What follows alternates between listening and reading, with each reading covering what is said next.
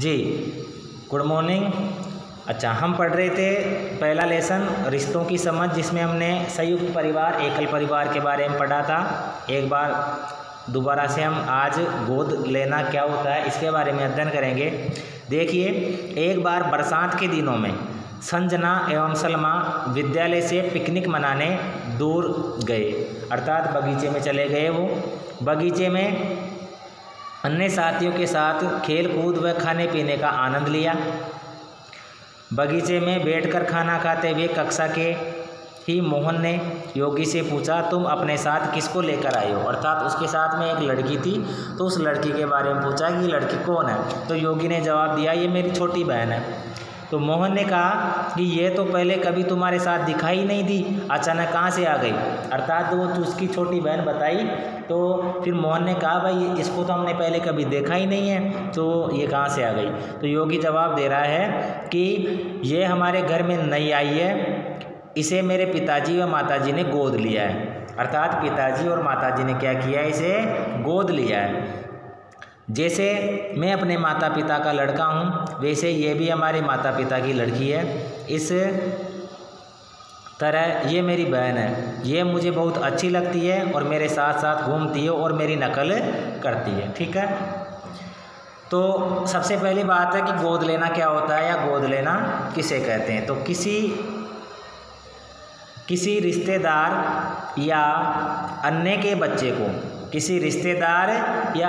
बच्चे को कानूनी संरक्षण प्रदान करना क्या कहलाता है? गोद लेना कहलाता है। किसी रिश्तेदार हो चाहे कोई अन्य हो, अगर उसके बच्चे को हम कानूनी रूप से, अर्थात हमारे संवैधानिक तौर तरीकों के द्वारा जब हम उसे संरक्षण प्रदान कर देते हैं और उसे अपने साथ रख लेते हैं, तो उसे हम कहते हैं गोद लेना। क्या कहते हैं? उसे गोद लेना कहते हैं।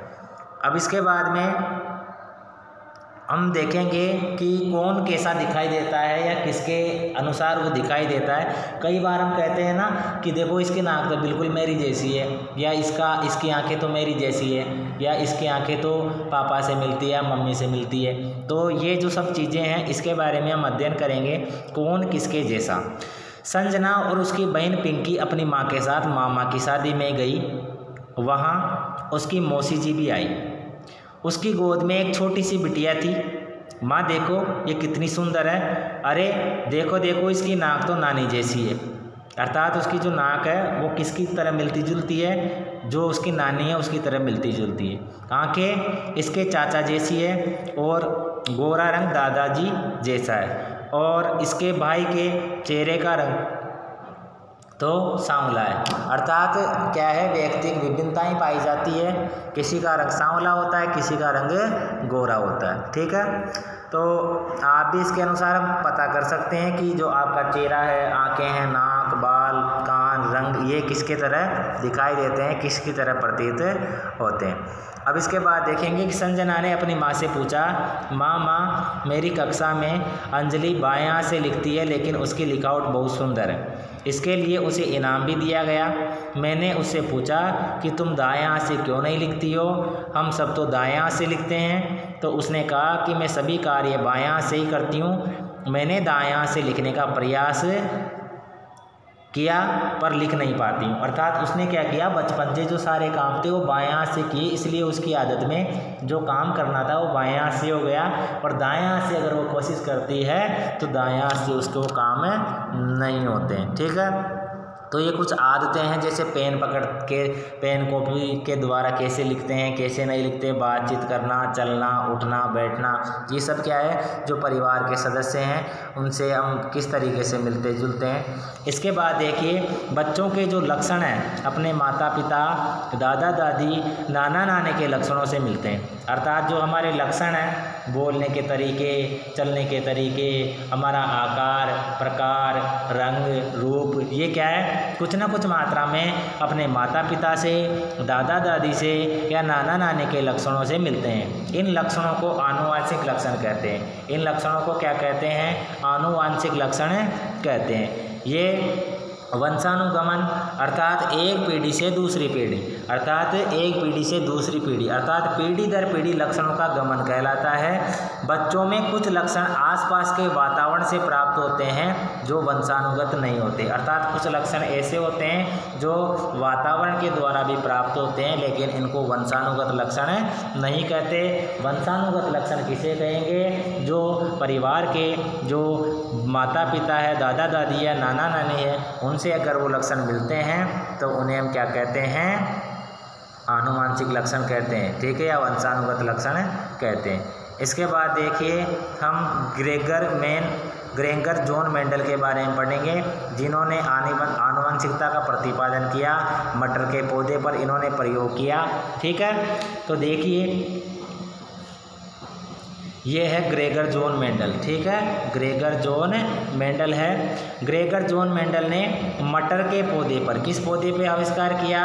मटर के पौधे पे आविष्कार किया, मटर के पौधे पर प्रयोग किया, मटर के पौधे पर अन्वेषण किया, मटर के पौधे को इन्होंने एक तरीके से उसकी जो प्रगति है उसके बारे में चेक किया। तो ग्रेगर जॉन मेंडल ने मटर के पौधे पर बहुत से प्रयोग करके वंशानुगत के नियम को प्रतिपादित किया। कौन से नियम को प्रतिपादित किया? वंशानुगत के नियम को प्रतिपादित किया। इसलिए उन्हें आनुवंशिकी का जनक कहते हैं। क्या कहते हैं? आनुवंशिकी का जनक कहते हैं। अर्थात अगर आपके क्वेश्चन आए कि आनुवंशिकी का जनक किसे कहते हैं तो आंसर क्या होगा? Gregor Johann Mendel. आनुवंशिकी का जनक कौन है? ग्रेगर जॉन मेंडल है, ठीक है। इसके बाद में देखिए हमारे यहाँ डॉक्टर हरगोविंद खुराना है, उन्होंने भी कुछ प्रयोग किए। तो जो ये हरगोविंद खुराना है, इन्होंने भी प्रयोग किए। डॉक्टर हरगोविंद खुराना ने वंशानुगत नए गुणों के निर्धारण हेतु कई शोध पत्र लिखे।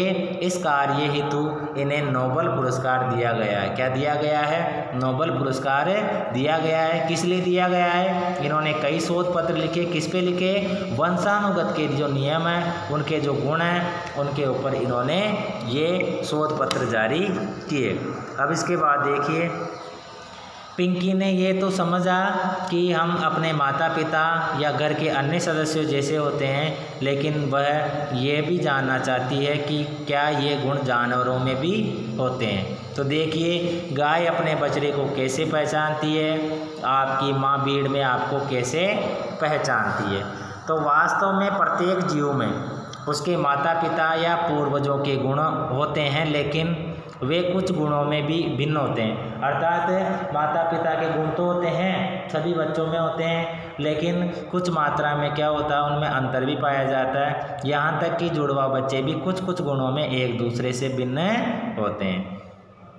तो जो जुड़वा बच्चे हैं वो भी कुछ कुछ भिन्न होते हैं। अब ये देखो हमने क्या सीखा है, जैसे अलग अलग कारणों से परिवार एकल या संयुक्त कैसे होते हैं। एकल व संयुक्त परिवार के सदस्यों की भूमिकाएं अलग अलग होती है।